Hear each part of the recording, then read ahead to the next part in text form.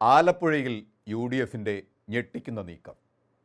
2026 ആലപ്പുഴ ജില്ലയിൽ ജയിച്ചു വരുന്ന കോൺഗ്രസ് മണ്ഡലങ്ങളും സ്ഥാനാർത്ഥികളും ആരൊക്കെ എന്ന് ഒന്ന് പരിശോധിക്കാം. ആലപ്പുഴ ജില്ലയിൽ പല മണ്ഡലങ്ങളും CPM തട്ടകങ്ങളാണ്. 9 സീറ്റുകളാണ് ഇവിടെ ഉള്ളത്. അരൂർ, ചേർത്തല, ആലപ്പുഴ, അമ്പലപ്പുഴ, ഹരിപ്പാട്, കായംകുളം, കരുനാഗപ്പള്ളി എന്നിവയാണ് ഈ 9 മണ്ഡലങ്ങൾ. ഇതിൽ ഒരു സീറ്റ് മാത്രമാണ് ഇപ്പോൾ UDFിൻ്റെ കയ്യിലുള്ളത്. 2011 മുതൽ രമേശ് ചെന്നിത്തല നിലനിർത്തിപ്പോരുന്ന ഹരിപ്പാട് മണ്ഡലമാണ് ഇത്. ഇടതുമുന്നണിക്ക് അവിടെ ഏത് പ്രതികൂല സാഹചര്യത്തിലും 3 സീറ്റുകൾ അവരുടെ കയ്യിൽ നങ്കൂരമിട്ട് ഉറപ്പിക്കുന്ന സീറ്റുകളാണ്. അത് ആലപ്പുഴ, അമ്പലപ്പുഴ, മാവേലിക്കര എന്നീ സീറ്റുകളാണ്. അരൂർ സീറ്റിലും LDF സാധ്യത കൽപ്പിക്കാവുന്ന സീറ്റാണ്. ഇവിടെ UDFിന് പലപ്പോഴും സ്ഥാനാർത്ഥിത്വത്തിലുള്ള ആശങ്കയിൽ ഈ സീറ്റ് ഒരല്പം പേടി സ്വപ്നം തന്നെയാണ്. 2019 നടന്ന പാർലമെന്റ് തിരഞ്ഞെടുപ്പിൽ UDF പരാജയത്തിന് ശേഷം നടന്ന ഉപതെരഞ്ഞെടുപ്പിൽ ഷാനിമോൾ ഉസ്മാൻ വിജയിച്ചതാണ് സമീപകാലത്തെ നേട്ടമായി UDF കാണുന്നത്. മുൻ പ്രതിപക്ഷ നേതാവ് രമേശ് ചെന്നിത്തല നിലനിർത്തുന്ന UDFിൻ്റെ സിറ്റിംഗ് സീറ്റായ ഹരിപ്പാടിൽ തുടർന്നും രമേശ് ചെന്നിത്തലയുടെ കയ്യിൽ തന്നെ ഭദ്രമായി നിൽക്കുമെന്നത് ഉറപ്പാണ്. 2024 പാർലമെന്റ് തിരഞ്ഞെടുപ്പിൽ ഹരിപ്പാട് UDFിൻ്റെ തൊട്ടു പിന്നാലെ 2ാം സ്ഥാനത്ത് BJP എത്തി. അതുകൊണ്ട് തന്നെ ഇടതുപക്ഷം എന്തുമാത്രം താഴേക്ക് പോയി എന്നത് ഇത് വ്യക്തമാക്കുന്നുണ്ട്. രമേശ് ചെന്നിത്തലയെപ്പോലെ ഒരാൾ മത്സരിക്കുമ്പോൾ 2026 കഴിഞ്ഞ തവണത്തെ അപേക്ഷിച്ച് വൻ ഭൂരിപക്ഷം ഉയർത്തുമെന്നതിൽ യാതൊരു തർക്കവുമില്ല. BJPയുടെ ആലപ്പുഴ ജില്ലയിലെ വളർച്ച എന്തുകൊണ്ടും പൊതുവെ ഭീഷണിയാണെങ്കിലും അത് ഏറ്റവും കൂടുതൽ ബാധിക്കുന്നത് LDFിനെയാണ്. അടുത്തത് കുട്ടനാട് സീറ്റാണ്. ഈ സീറ്റും UDFിന് പിടിച്ചടക്കാൻ സാധിക്കുമെന്നാണ് വിലയിരുത്തൽ. കഴിഞ്ഞ തവണ PJ ജോസഫ് ഗ്രൂപ്പിൻ്റെ സ്ഥാനാർത്ഥിയാണ് അവിടെ മത്സരിച്ചത്. ഇത്തവണയും ജോസഫ് ഗ്രൂപ്പിലാണ് സാധ്യത എങ്കിൽ റെജി ചെറിയാനെ ആയിരിക്കും അവിടെ സ്ഥാനാർത്ഥിയാക്കുക. ഇടത് സ്ഥാനാർത്ഥി തോമസ് കെ തോമസ് ആയിരിക്കും അവിടെ. എലത്തൂരിൽ AK ശശീന്ദ്രനെ മാറ്റുമ്പോൾ ആ സീറ്റ് CPMൻ്റെ കയ്യിലാവുകയും ഇവിടെ NCP ഘടകകക്ഷിയെ കൂടെ നിർത്താൻ തോമസ് കെ തോമസിനെ ഇവിടെ വീണ്ടും പരിഗണിക്കുമെന്നുമാണ് കാണുന്നത്. എന്നാൽ നിലവിലെ സാഹചര്യത്തിൽ UDF ആരെ നിർത്തിയാലും കുട്ടനാട്ടിൽ UDFിന് വിജയം ഉറപ്പിക്കാം. മൂന്നാമത് UDF പിടിക്കുന്ന സീറ്റ് എന്ന് പറയുന്നത് കായംകുളം മണ്ഡലമാണ്. കായംകുളത്ത് പ്രതിഭയാണ് 2 തവണ MLA ആയത്.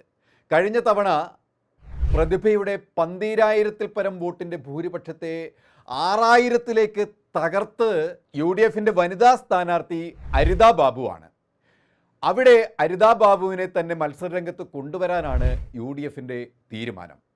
LDFിൻ്റെ 2 മാനദണ്ഡം നടപ്പിലാക്കിയാൽ പ്രതിഭയ്ക്ക് അവിടുന്ന് മാറി നിൽക്കേണ്ടി വരും എന്ന് മാത്രമല്ല, CPM പാർട്ടിക്കുള്ളിൽ അവിടെ പുകയുന്ന വിവാദങ്ങൾ തന്നെ അവർക്ക് ഇപ്പോൾ വെല്ലുവിളിയാണ്. അതുകൊണ്ട് തന്നെ അരിതാ ബാബുവിന് അവിടെ വിജയിക്കാൻ നിഷ്പ്രയാസം കഴിയും എന്നത് ഉറപ്പാണ്. ഇനി നമുക്ക് ചേർത്തലയിലേക്ക് വന്നാൽ 2011 ഭക്ഷ്യ സിവിൽ സപ്ലൈസ് മന്ത്രി തിലോത്തമനാണ് അവിടെ വിജയിച്ചത്. എന്നാൽ 2016 2021 കോൺഗ്രസിൻ്റെ യുവ നേതാവായ അഡ്വക്കേറ്റ് ശരത്താണ്. ഈ ശരത്തിൻ്റെ ജനകീയതയും 2 വട്ട പരാജയത്തിൽ നിന്നും ഉൾക്കൊണ്ട ഊർജവും കൊണ്ട് വീണ്ടും ഒരു തിരഞ്ഞെടുപ്പിനെ ശരത്ത് തന്നെ ചേർത്തലയിൽ നേരിടുമെന്നതാണ്. എങ്കിൽ മുൻ പാഠങ്ങളിൽ നിന്നും പഠിച്ച ശരത്ത് ഇവിടെ വിജയിച്ച് കയറുമെന്നത് തന്നെയാണ് UDF വിലയിരുത്തുന്നത്. UDFിന് പിടിച്ചെടുക്കാൻ സാധ്യതയുള്ള അടുത്ത മണ്ഡലം മന്ത്രി സജി ചെറിയാൻ പ്രതിനിധാനം ചെയ്യുന്ന ചെങ്ങന്നൂരാണ്.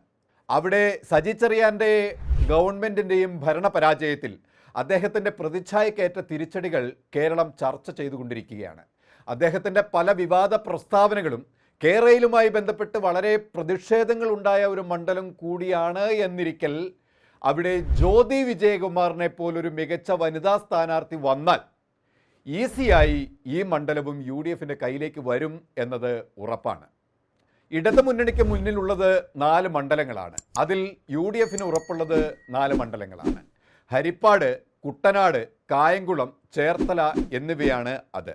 ചെങ്ങന്നൂർ നേരത്തെ പറഞ്ഞതുപോലെ ജ്യോതി വിജയകുമാറിലൂടെ പിടിച്ചടക്കുമെന്നതിനാൽ UDFിൻ്റെ കളത്തിൽ 5 മണ്ഡലമായി ഇവിടെ ഉയരും. LDF 4-ൽ നിന്ന് 3-ലേക്ക് താഴുകയും ചെയ്യും. ഇവിടെ കെ.സി. വേണുഗോപാൽ എം.പിയുടെ മണ്ഡലം ഉള്ളതിനാൽ ആലപ്പുഴ ജില്ലയിൽ കെ.സി. സാന്നിധ്യം ഗുണം ചെയ്യുമെന്ന് ഉറപ്പാണ്. പക്ഷേ ബി.ജെ.പിയുടെ ഇക്കാലങ്ങളിലെ ഗണ്യമായ വളർച്ച നമ്മളെ ബോധ്യപ്പെടുത്തുന്നത് ഭയാശങ്കകളാണ്. വർഗീയ ചേരിതിരിവോടെ ഇവിടെ കളം പിടിച്ചടക്കുകയും അത് LDFുമായി ചേർന്ന് ഒരു വോട്ട് കച്ചവടത്തിന് മുതിരുകയും ചെയ്താൽ അത് രാഷ്ട്രീയ ഗതിമാറ്റത്തിന് വഴിയൊരുക്കുമെന്നതാണ് യാഥാർത്ഥ്യം. അപ്പോഴും ഒരു പ്രതീക്ഷ UDFിനെ സംബന്ധിച്ചിടത്തോളം ഉണ്ട്. LDFിൻ്റെ കള്ളനാണയം തിരിച്ചറിയുകയും BJPയുടെ വർഗീയത വേണ്ട രീതിയിൽ തിളയ്ക്കാൻ അനുവദിക്കാതെ മതേതരത്വത്തിൻ്റെ അന്തസത്തയിൽ അടിയുറച്ച് ജനാധിപത്യത്തിൻ്റെ സംരക്ഷകരായി നിലകൊള്ളുന്ന ഒരു ഐക്യ ജനാധിപത്യ മുന്നണിയുടെ കടന്നുകയറ്റം ഈ കളകളെല്ലാം പറിച്ചെറിയുമെന്ന് ഉറപ്പാണ്. കേരളത്തിൽ ഇന്ന് ഉയർന്നു വരുന്ന ഭരണപരാജയങ്ങളുടെ ചോരക്കറകൾ റോമാനഗരം കത്തിയെരിയുമ്പോൾ വീണമീട്ടി രസിച്ച നീറോ ചക്രവർത്തിയുടെ സാഡിസ മനസ്സുമായി നടക്കുന്ന കപട ജനാധിപത്യവാദികളായ കപട സോഷ്യലിസ്റ്റ്വാദികളായ ഒരു സർക്കാരിലെ മന്ത്രിമാർ കാട്ടിക്കൂട്ടുന്ന പേക്കൂത്തുകൾക്ക് ജനം തക്കതായ മറുപടി ഓങ്ങി വെച്ചിട്ടുണ്ട്. അത് 2026 തെരഞ്ഞെടുപ്പിൽ ഉറപ്പാക്കുകയും ചെയ്യും.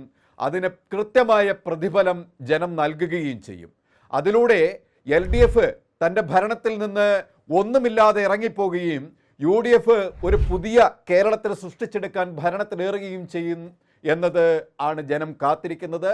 അതിന് ജനം UDFിൻ്റെ ഒപ്പമുണ്ട് എന്നത് യാഥാർത്ഥ്യവുമാണ്. കൂടുതൽ വാർത്തകൾക്കും വിശേഷങ്ങൾക്കും ഞങ്ങളുടെ channel like, share and subscribe ചെയ്യുക.